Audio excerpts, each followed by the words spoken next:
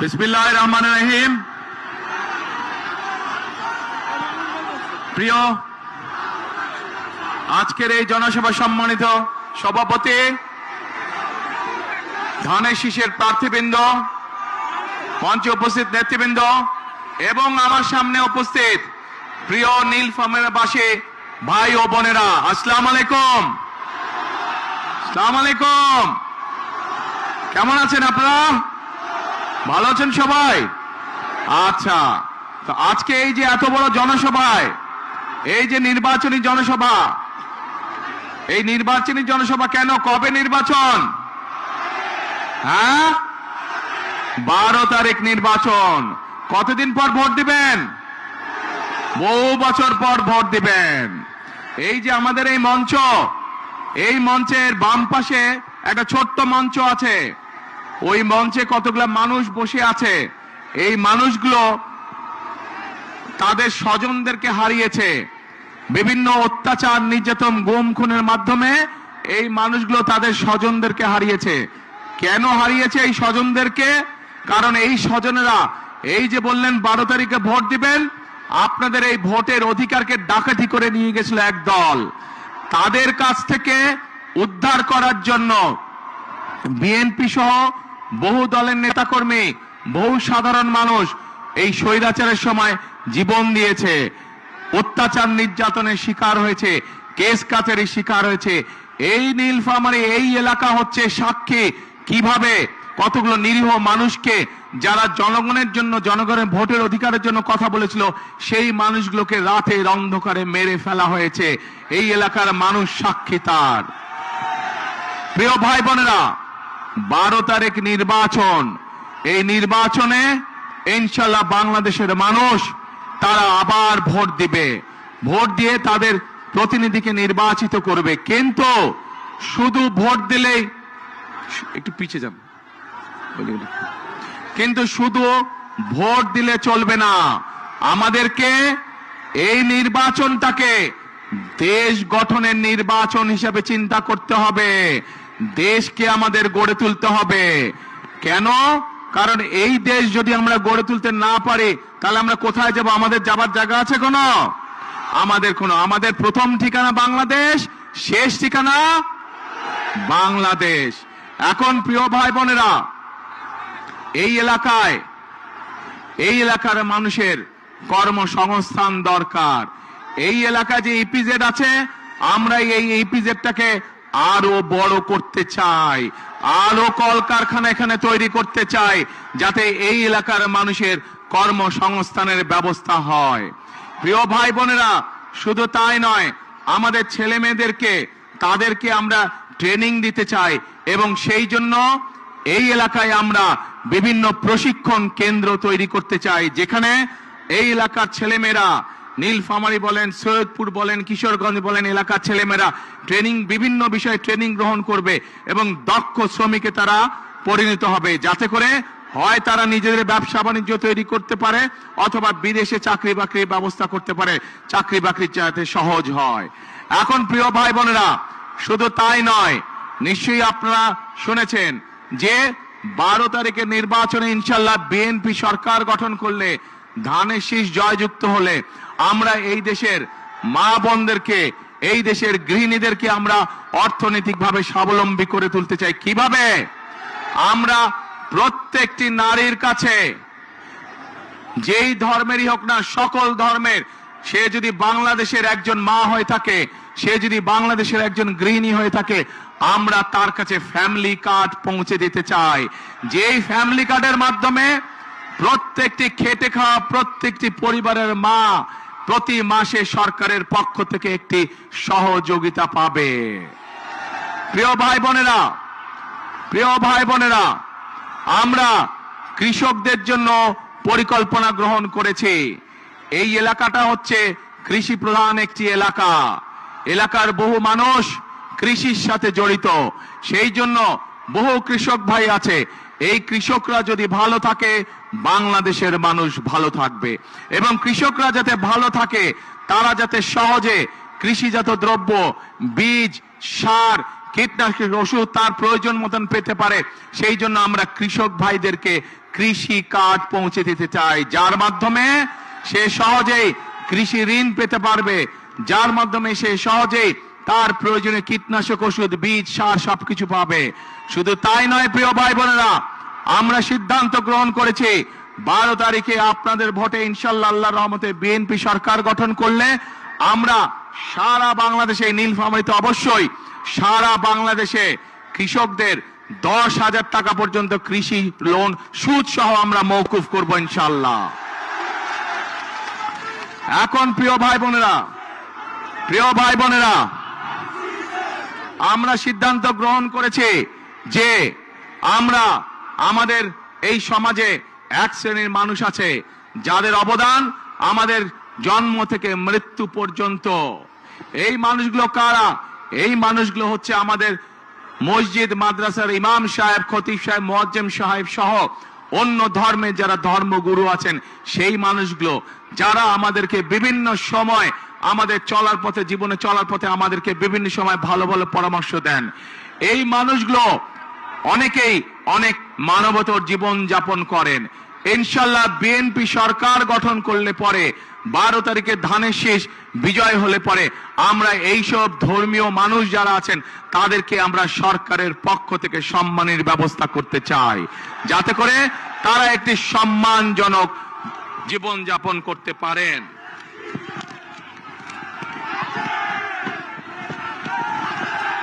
প্রিয় ভাই বোনেরা, এই এলাকার, এই সমগ্র নীলফামারী, রংপুর, দিনাজপুর সহ এই পুরা রংপুর বিভাগের মানুষের একটি প্রাণের দাবি আছে। বলুন তো কে সেই প্রাণের দাবি?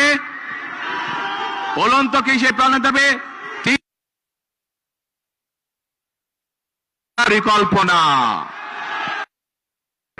আপনাদের সকলের সামনে আমি বলে যেতে চাই যে 12 তারিখ বিএনপি সরকার গঠন করলে, আপনাদের ভোটে আল্লাহর রহমতে বিএনপি সরকার গঠন করলে আগামী বিএনপি সরকারের অন্যতম প্রধান কাজ হবে যত দ্রুত সম্ভব এই তিস্তা ব্যারেজ মহাপরিকল্পনার কাজ শুরু করা, যাতে করে এই এলাকা আবার সবুজ শস্য শ্যামলা হয়ে উঠতে পারে। এই এলাকার খাল বিলগুলোতে যাতে পানিতে ভরে যেতে পারে, যাতে মানুষের কৃষি কাজের ব্যবহারের জন্যই হোক, এই এলাকার মানুষের জন্য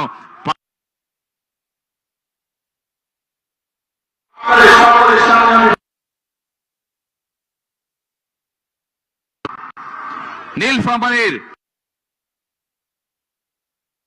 মানুষের দাবি, এখানে একটি মেডিকেল কলেজের দাবি। ইনশাআল্লাহ পর্যায়ক্রমিক ভাবে এইটিও আমরা বাস্তবায়ন করব। একই সাথে পাশে যে কিশোরগঞ্জ জেলা আছে, সৈয়দপুর জেলা আছে, এটি একটি শিল্প অঞ্চল।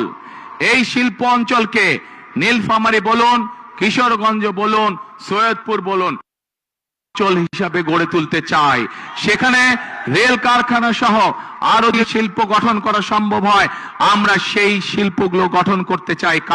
কারণ এই এলাকা মানুষ কৃষি নির্ভর, কিন্তু শুধু কৃষি নির্ভর না, এই এলাকার মানুষের সাথে কর্মসংস্থানের সমস্যা না হয়, সহজে যাতে কর্মসংস্থানের ব্যবস্থা করা যায়, সেই জন্য আমরা এই এলাকাকে আমরা শিল্প অঞ্চল হিসেবেও গড়ে তুলতে চাই। আগামী দিনে যাতে কেউ বলতে না পারে এই নীলফামারী অঞ্চল বলেন, কিশোরগঞ্জ জেলা বলেন, অথবা সৈয়দপুর বলেন, দিনাজপুর বলেন, অবহেলিত এলাকা, এই দুর্নাম আমরা ঘুচাতে চাই। এই এলাকায় স্কুল, কলেজ, রাস্তাঘাট আমরা তৈরি করতে চাই, যাতে মানুষের চলাফেরার জন্য সুবিধা হয়। মেডিকেল কলেজ তৈরি করতে চাই। আমরা সৈয়দপুর যে এয়ারপোর্ট আছে, এই এয়ারপোর্টটাকেও আমরা ধীরে ধীরে আন্তর্জাতিক এয়ারপোর্টে রূপান্তরিত করতে চাই, যাতে করে এই যে এখানে যে চাইনিজদের যে হাসপাতাল তৈরি হচ্ছে, এই হাসপাতালে দেশের থেকে, বিভিন্ন জায়গা থেকে, বিদেশ থেকে রোগী আসবে, যাতে মানুষ সহজে ব্যবসা বাণিজ্য, চিকিৎসার জন্য এখানে আসতে পারে।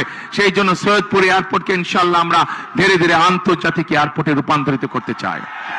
এখন প্রিয় ভাই বোনেরা, আমরা খেয়াল করছি যে এই এলাকার মানুষ যাতে সহজে ভোট দিতে না পারে, একটি দলকে আমরা খেয়াল করছি, আমাদের সমাজের বিভিন্ন মানুষকে গিয়ে তারা ভয় দেখাচ্ছে। পেয়েছেন এই খবর আপনারা? বিভ্রান্ত করার চেষ্টা করছে, তারা ভয় দেখানোর চেষ্টা করছে। আজকে আমি দ্ব্যর্থহীন কণ্ঠে পরিষ্কার ভাবে বলে দিতে চাই, বাংলাদেশের কোন ভোটারকে যারা ভয় দেখাবে, যারা তাদেরকে বিভ্রান্ত করার চেষ্টা করবে, ইনশাআল্লাহ কারো সাথে যদি অন্যায় হয়ে থাকে আমরা সেই ব্যবস্থা গ্রহণ করব, অন্যায়কারীর বিরুদ্ধে আইনগত ব্যবস্থা গ্রহণ করব। কাজেই প্রিয় ভাই বোনেরা, ৭১ সালে যখন আমরা দেশ স্বাধীন করেছিলাম যুদ্ধ করে, তখন আমরা দেখিনি কে মুসলমান, কে হিন্দু, কে বৌদ্ধ, কে খ্রিস্টান। আমরা কোন ধর্ম দেখিনি, আমরা দেশ স্বাধীন করার জন্য যুদ্ধে ঝাঁপিয়ে পড়েছিলাম। ঠিক একইভাবে ২০২৪ সালের ছাত্র জনতার গণ অভ্যুত্থানের সময় আমরা দেখিনি কে মুসলমান, কে হিন্দু, কে বৌদ্ধ, কে খ্রিস্টান। আমরা দল, মত, ধর্ম, বর্ণ নির্বিশেষে আমরা রাজপথে গিয়ে দেশের স্বাধীনতাকে আমরা রক্ষা করেছিলাম ২০২৪ সালে। একইভাবে আজকে এখানে দাঁড়িয়ে আপনাদের লাখো মানুষের সামনে দাঁড়িয়ে পরিষ্কার ভাবে বলতে চাই, আগামী দিনের রাজনীতি হবে দেশ পুনর্গঠনের রাজনীতি, আগামী দিনের রাজনীতি হবে রাষ্ট্র গঠনের রাজনীতি। আমরা মুসলমান হই, আমরা হিন্দু হই, আমরা বৌদ্ধ হই, আমরা খ্রিস্টান হই, আমরা সকলকে সাথে নিয়ে আমাদের দেশ গঠন করতে চাই। আমরা সকলকে সাথে নিয়ে সামনে এগিয়ে যেতে চাই। আগামী দিনে একটি মানুষকে আমরা বিবেচনা করব তার মেধা এবং তার যোগ্যতা দিয়ে, তার বর্ণ দিয়ে নয়, তার ধর্ম দিয়ে নয়, বা অন্য কিছু দিয়ে নয়। আমরা তাকে বিচার করতে চাই তার মেধা এবং যোগ্যতা দিয়ে। কারণ প্রিয় ভাই বোনেরা, বহু বছর ধরে আমরা আন্দোলন করেছি জনগণের অধিকার প্রতিষ্ঠিত করার জন্য। আজ সেই অধিকার ধীরে ধীরে প্রতিষ্ঠিত হতে চলেছে। এখন আমাদের মূল কাজ হলো দেশকে আমাদের পুনর্গঠন করতে হবে। আমাদের লক্ষ কোটি তরুণ যারা আছে তাদের কর্মসংস্থানের ব্যবস্থা করতে হবে। আমাদের কোটি কোটি শিশু যারা আছে তাদের শিক্ষার ব্যবস্থা করতে হবে। বাংলাদেশের সাধারণ খেটে খাওয়া মানুষ, তাদের জন্য ন্যূনতম চিকিৎসার ব্যবস্থা করতে হবে। বাংলাদেশের কোটি কোটি মানুষ তারা যাতে নিরাপদে রাস্তাঘাটে চলতে পারে, মা বোনেরা যাতে নির্বিঘ্নে রাস্তায় চলাফেরা করতে পারে, যে কোনো সাধারণ মানুষ নির্বিঘ্নে যাতে ব্যবসা বাণিজ্য নিরাপদে করতে পারে, সেই পরিবেশ আমাদেরকে তৈরি করতে হবে। কিন্তু প্রিয় ভাই বোনেরা, এই পরিবেশ যদি আমাদেরকে তৈরি করতে হয়, তাহলে এই দেশের যে মালিক, কারা মালিক এই দেশের? দেশের মালিক কারা? জনগণ, অর্থাৎ আপনারা। আপনাদের সহযোগিতা ছাড়া, আপনাদের দোয়া ছাড়া, আপনাদের সমর্থন ছাড়া আমরা এই কাজগুলো তো করতে পারবো না। সেই জন্যই আজকে এই নির্বাচনী মঞ্চে দাঁড়িয়ে যেই কথাগুলো আপনাদের সামনে বললাম, দেশ গঠনের যে পরিকল্পনার কথা আপনাদের সামনে বললাম, সেগুলোকে তখনই বাস্তবায়ন করা সম্ভব যখন এই মাঠ ভরা লোক, এই শহর ভরা লোক, এই সমগ্র জেলার মানুষ, আজ আপনাদের সকলের কাছে আমি ধানের শীষের পক্ষে ভোট চাইতে এসেছি। আপনারা যদি ধানের শীষকে জয়যুক্ত করেন, আপনারা যদি ধানের শীষকে আগামী 12 তারিখে সরকার গঠনের সুযোগ দেন, তাহলে এই যে এই পরিকল্পনার কথাগুলো আপনাদের সামনে আমি আজকে তুলে ধরেছি, সেই পরিকল্পনা ইনশাআল্লাহ আমরা বাস্তবায়ন করতে সক্ষম হব। প্রিয় ভাই বোনেরা, আমি আপনাদের কাছে এখন জানতে চাই, আমার সংক্ষিপ্ত পরিকল্পনা আপনাদের সামনে আমি তুলে ধরেছি। নিশ্চয়ই সংবাদপত্রের মাধ্যমে আপনারা দেখেছেন, গতকাল সারা দেশের সামনে আমাদের বিস্তারিত দেশ গঠনের পরিকল্পনা আমরা তুলে ধরেছি দলের পক্ষ থেকে। দেখেছেন অনেকে? দেখেছেন আপনারা। তো আজকে এই যে এই মঞ্চে দাঁড়িয়ে সংক্ষেপে আপনাদের সামনে যে পরিকল্পনার কথা তুলে ধরলাম, এটি হচ্ছে আমার পরিকল্পনা, এটি হচ্ছে আমার দলের পরিকল্পনা, এটি হচ্ছে বিএনপি পরিকল্পনা। প্রিয় ভাই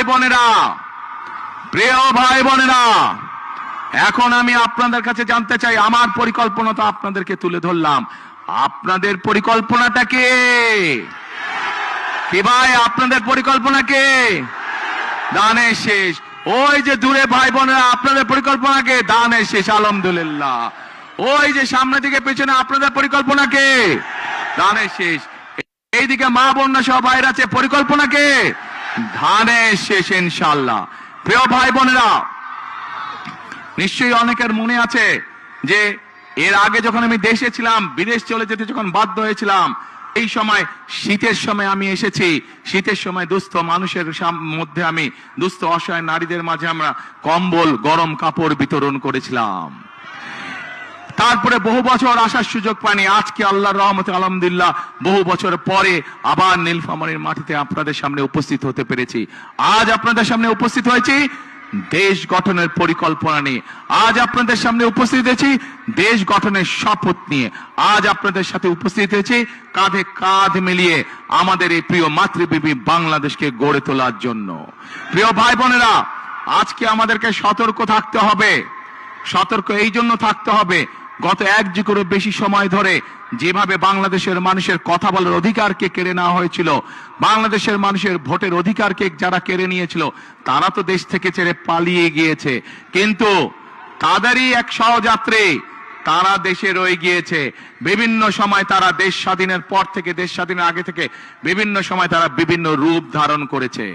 এই রূপ ধারণকারী, বহু রূপ ধারণকারী তারা আজকে বিভিন্ন জায়গায় বিভিন্ন ষড়যন্ত্রে লিপ্ত হয়েছে, কারণ তারা বুঝে গিয়েছে সারা বাংলাদেশের মানুষ ধানের শীষের পক্ষে রায় দেওয়ার সিদ্ধান্ত নিয়েছে।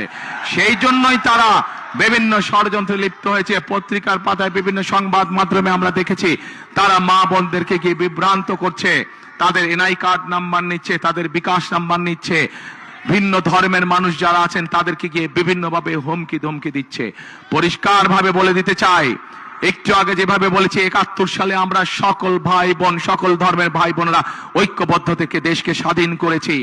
2024 সালের গণ অভ্যুত্থানে আমরা সকল ধর্মের ভাই বোনেরা ঐক্যবদ্ধ থেকে স্বাধীনতাকে রক্ষা করেছি। ইনশাআল্লাহ আমরা সকল ধর্মের ভাই বোনেরা ঐক্যবদ্ধ ভাবে এই 12 তারিখের নির্বাচনে যারা ষড়যন্ত্র করবে তাদেরকে আমরা দাঁত ভাঙা জবাব দেব ইনশাআল্লাহ। প্রিয় ভাই বোনেরা, সামনে লক্ষ্য, সামনে উদ্দেশ্য একটাই। আজ এখানে দাঁড়িয়ে হয়তো আপনাদের সামনে আমি রাজনৈতিক প্রতিপক্ষ সম্পর্কে অনেক কথা বলতে পারতাম, কিন্তু ওইসব কথা বললে কি জনগণের কোনো উপকার হতো? মানুষের উপকার হতো? মানুষ জানতে চায়, মানুষ জানতে চায় যে কোন রাজনৈতিক দল তাদের জন্য কি করবে, দেশ গঠনে কি কাজ করবে, মানুষের জীবন যাত্রা পরিবর্তনের জন্য কি কাজ করবে, মানুষ এটাই জানতে চায়। আজ একমাত্র বিএনপি একমাত্র দল যারা পরিষ্কার ভাবে দেশের মানুষের সামনে তুলে ধরতে সক্ষম হয়েছে যে বিএনপি মা বোনদের জন্য, নারীদের জন্য কি করবে, বিএনপি কৃষকদের জন্য কি করবে, বিএনপি তরুণ যুবকদের জন্য কি করবে, তরুণদের জন্য কি করবে, বিএনপি আগামী দিনের ভবিষ্যৎ শিশুদের শিক্ষা ব্যবস্থা কি করবে, বিএনপি এই দেশের মানুষের স্বাস্থ্য ব্যবস্থা সম্পর্কে কি করবে, সকল পরিকল্পনা বিএনপি জাতির সামনে উপস্থাপন করেছে। প্রিয় ভাই বোনেরা, আজ কাজ একটাই, আমাদেরকে দেশ গঠনের কাজে মনোনিবেশ করতে হবে, আমাদেরকে দেশ গঠনের কাজে শপথ গ্রহণ করতে হবে। আজকের এই জনসভা আমাদের দেশ গঠনের শপথ হোক, আজকের এই জনসভা আমাদের আগামী দিনের দেশ গঠনের প্রতিজ্ঞা হোক। আছেন নাকি আপনারা আমার সাথে? দেশ গঠনে কারা কারা আছেন আমার সাথে? হাত তুলেন দেখি। আগামী দিনে দেশ গঠনে কারা কারা আছেন? আলহামদুলিল্লাহ, আলহামদুলিল্লাহ, আলহামদুলিল্লাহ। প্রিয় ভাই বোনেরা, আসুন বিশ্ববিদ্যালয় সহ যেই কথাগুলো বলেছে ইনশাআল্লাহ পর্যায়ক্রমিক ভাবে আমরা বাস্তবায়ন করব। তার আগে বাংলাদেশের প্রিয় জনগণ, প্রিয় ভাই বোন, আপনাদেরকে আপনাদের পরিকল্পনা বাস্তবায়ন করতে হবে। অর্থাৎ 12 তারিখে কোথায় সিল দিবেন? ধানের শীষে সিল দিবেন। এই দেশের উন্নয়নের অগ্রযাত্রাকে আমরা সকলের সামনে দিকে নিয়ে যাব ইনশাআল্লাহ। প্রিয় ভাই বোনেরা, আমার করে একটি কথা, যেই কথাটি শহীদ রাষ্ট্রপতি জিয়া রহমান পছন্দ করতেন, যেই কথাটি দেশনেত্রী বেগম খালেদা জিয়া পছন্দ করতেন, আমিও ব্যক্তিগতভাবে তাদের সন্তান হিসাবে সেই কথাটি পছন্দ করি। কি সেই কথাটি? করব কাজ, কি ভাই? করব কাজ, গর্ব দেশ সবার আগে। হলো না, হলো না, হলো না, আরো জোরে হতে হবে। করব কাজ সবার আগে, বাংলাদেশ। প্রিয় ভাই বোনেরা, আসুন 12 তারিখে আমরা এই দেশ গঠনের কাজ দেই, এবং এই দেশ গঠনের জন্য যাদের হাতে আমরা ঝান্ডা তুলে দিয়েছি সেই মানুষগুলো আজ আমার দুই পাশে দাঁড়িয়েছে। আপনারা চিনেন তাদেরকে? এই মানুষগুলোকে আপনারা 12 তারিখ পর্যন্ত দেখে রাখবেন। 12 তারিখের পরে এই মানুষগুলোর দায়িত্ব হবে আপনাদের সাথে থাকা, এলাকার উন্নয়ন করা, আপনাদের উন্নয়ন করা, আপনাদের বিপদে আপদে পাশে থাকা। 12 তারিখে এদেরকে জয়যুক্ত করে আনবেন ইনশাআল্লাহ, এবং 12 তারিখ থেকে পরবর্তী 5 বছর পর্যন্ত এরা প্রত্যেকটা মানুষ সার্বক্ষণিক জনগণের সেবার কার্যে রত থাকবে ইনশাআল্লাহ। আজ এখানে আমাদের সাথে 3 জন দানের শীষ আছে, এবং আমাদের এক ভাই খেজুর গাছ এখানে আছেন, উনিও আন্দোলন সংগ্রামে আমাদের সাথে ছিলেন। কাজেই আমাদের দায়িত্ব হচ্ছে, একটু আগে যেমন বলেছি, দল মত ধর্ম বর্ণ নির্বিশেষে আমরা একসাথে দেশ গড়ব। ঠিক একইভাবে ধানের শীষের পাশাপাশি আমাদের পাশে থাকা 12 তারিখে যে প্রার্থী আছে তাকেও আপনারা দেখে রাখবেন। এই মানুষটিকে সাথে নিয়েও আমরা ইনশাল্লাহ দেশ গঠনের কাজে হাত দিব। আরেকটি কাজ করতে চাই,